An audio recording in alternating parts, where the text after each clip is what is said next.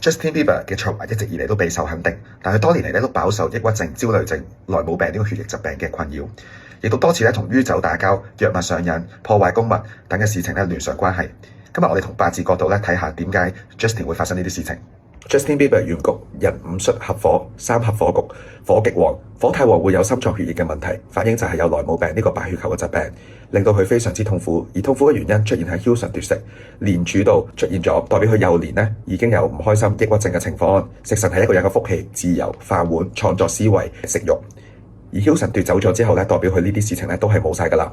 尤其喺2014年，天干再次出現偏印，奪去咗佢大運地支食神，同埋佢原局多個食神。佢嘅創意思維被奪，抑鬱症嘅情況加深。2014年佢係冇乜作品，而且係差啲坐監嘅。據聞佢係受到咧希克天王 Diddy 嘅性侵同埋教唆佢吸毒咧，而引致呢啲情況嘅。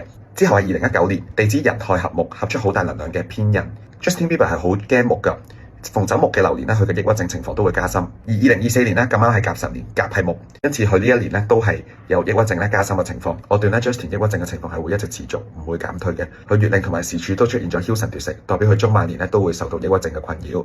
佢係喜歡走金水年嘅，逢金水年咧佢抑鬱症嘅情況會減緩。梟神奪食嘅人喜歡走財運同埋走官運，但 Justin 嘅財同埋官咧都係唔強㗎。八字角度咧都係有化解嘅方法。如果大家想知道自己八字咧有冇出現梟神奪食嘅情況咧，可以